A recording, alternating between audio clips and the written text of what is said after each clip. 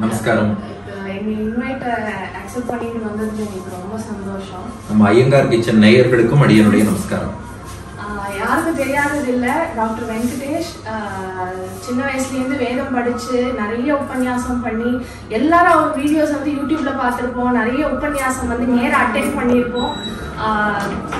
நேரம் பார்க்க முடியாதான்னு வந்து கேட்க முடியாதான்னு எங்கிற பேர் நிறைய பேர் இருக்கா. எங்களுக்கு அந்த பாக்கியம் கிடைச்சிட்டு நீங்க நேர்ல எங்காத்து குழந்தைங்களோட காது குத்தியும் மொட்டையும் வந்து உங்க உபன்யாசம் வந்து இருந்தது பெரிய விஐபி எல்லாம் கிடையாது. எங்களுக்கு ரொம்ப நாள் ட்ரீம் இது. Thank you so much. புன்னகை ராமாயணம் கேட்டிருப்போம், திருக்கோளூர் பெண் பிள்ளை ரகசியம் கேட்டிருப்போம். அதெல்லாம் இன்ஸ்பயர் ஆகி அப்பாவும் இதெல்லாம் நிறைய வீடியோஸ் போட்டிருக்கா. இப்போ எங்ககிட்ட அவர் நேரில் இருக்கிறதுனால அவர் நேரம் பிடிச்சிட்டதுனால ஒரு ஃபியூ கொஸ்டின்ஸ் இருக்கு. யூஎஸ் யூஸ்வலி போயிட்டா, கடல் தாண்டி போயிட்டா வந்து வைஷ்ணவாஸ் கிடையாது, பிராமணாஸ் கிடையாது. எப்படி வேணாலும் கேளுங்க, கேள்வி யூஸ்வலா கடல் தாண்டி போயிட்டா வைஷ்ணவாஸ் கிடையாது அப்படின்றா. ஒருத்தருக்கு ஒரு ஒப்பீனியன் இருக்கு. What is actually true? Okay, இதுல சாஸ்திரத்தோட ஸ்டாண்ட் பாயிண்ட் என்னங்கிறது தான் நாம சொல்லணும். அதாவது உங்களுக்கு ஒரு ஒப்பீனியன் இருக்கலாம், அடியனுக்கு ஒரு ஒப்பீனியன் இருக்கலாம், நேயர்கள் கூட இப்படி சொல்றாரே இதை இப்படி சொல்லலாமோன்னு யோசிக்கலாம். But at the end of it சாஸ்திரம் என்ன சொல்றதோ அதுதான் ஃபைனல். வைஷ்ணவர்களை பொறுத்த வரைக்கும் எங்க இருந்தாலும் விஷ்ணு பக்தி உள்ளவர் வைஷ்ணவர் தான். ஒருத்தர் யூஎஸ்ஏ போனதுனால ஒரு வைஷ்ணவர் அல்ல, அல்லது அண்டார்டிகால இருந்தா வைஷ்ணவர் அல்ல, அப்படி எல்லாம் கிடையாது. எந்த 14 லோகத்துல எங்க இருந்தாலும் விஷ்ணு பக்தி உள்ளவர், பெருமாள்கிட்டையும் அவர் அடியார்கள்ட்டையும் பக்தியோடு இருப்பவர், இன்னொரு ஒரு உயிருக்கு ஒரு கஷ்டம்னா தனக்கே வந்த கஷ்டம் போல் கருதுபவர், அவர் வைஷ்ணவர் தான். ஆனா பிராமணர்களுக்கு அந்த விஷயம் சொல்லப்பட்டிருக்கு, கடல் தாண்டி போக கூடாது அப்படின்னு. இது சாஸ்திரங்கள் என்ன காரணத்துக்காக சொல்லியிருக்குன்னு பார்ப்போம். முதல் விஷயம், நீங்க கடல் தாண்டி போகணும்னா அந்த காலத்துல முக்கியமாக கப்பல்ல தான் போவாங்க. புஷ்பக விமானம் ராவணனை போல ஒருத்தர் 2 பேர் வச்சிருந்தான். பொதுவா கப்பல்ல தான் போகணும். கப்பல்ல வெளியூர் போகணும்னா வந்து உங்களுக்கு எவ்வளவு நாள் ஆகும்? வெளிநாடு போறதுன்னா 3 நாள் 4 நாள். அப்போ உங்க அனுஷ்டானத்தெல்லாம் எப்படி பண்றது? நடுவில் ஒரு சந்தியாவந்தனம் பண்ணணும், உங்களுக்கு பெருமாளுக்கு திருவாராதனம் பண்ணணும், பெருமாளுக்கு தளிகை பண்ணி சமர்ப்பிக்கணும். இதெல்லாம் பண்றதுன்னா உங்களுடைய டெய்லி அனுஷ்டானம் பண்றதுக்கான ஸ்கோப் வந்து அப்போ ரொம்ப குறைஞ்சிடும்.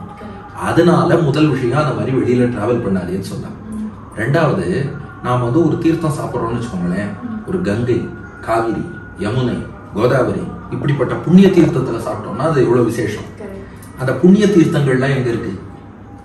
நம்ம நாட்டுலதான் இருக்கு. என்னதான் நைல் நதி, தேம்ஸ் நதி, 1000 நதிகள் சொன்னாலும் இந்த டிவினிட்டி, அதுல ஒரு சாங்டிட்டின்னு சொல்றோம் இல்லையா, அது நம்ம தேசத்துலதான் இருக்கு. அப்ப அப்படிப்பட்ட தேசத்துல அந்த புண்ணிய நதிகள் மத்தியில அப்படி இருக்கும் போதே நம்ம மனசு எங்கெங்கயோ போயிடுறது. அப்படி இருக்கும்போது இதை விட்டுட்டு நாம இன்னொரு இடத்துக்கு போனோம்னா நம்ம மனசு லௌகிக்கம் பக்கம் மயங்குவதற்கு சான்சஸ் ஜாஸ்தியா இருக்கு இல்லையா.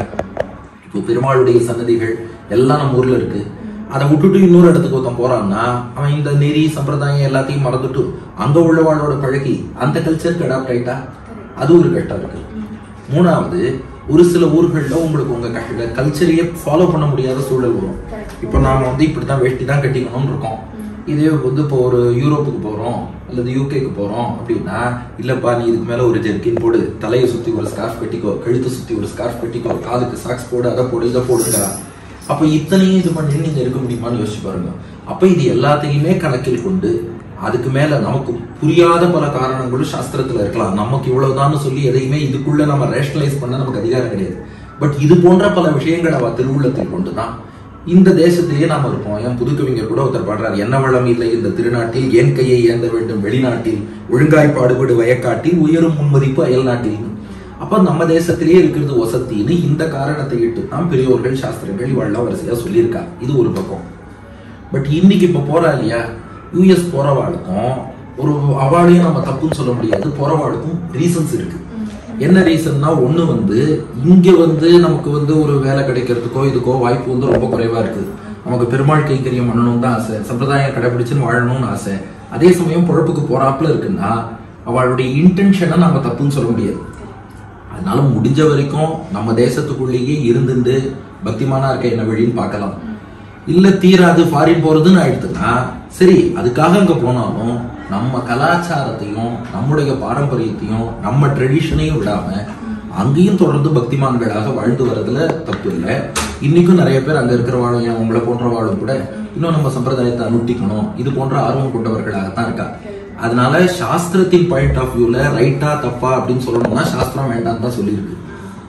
இன்னி தேதியில இப்ப அடியனையே கேட்கறா, நீ ஃபாரின்ல போய் உபன்யாசம் பண்றீங்கன்னா இப்ப அங்க இருக்கிறவங்களுக்கு யாராவது போய் உபன்யாசம் பண்ணி தானே ஆகணும். இப்ப நம்ம மக்கள் எல்லாரும் அங்க இருக்கா, யாராவது ஒரு உபன்யாசம் பண்றதுக்குன்னு அதுக்கும் போய் தானே ஆகணும்.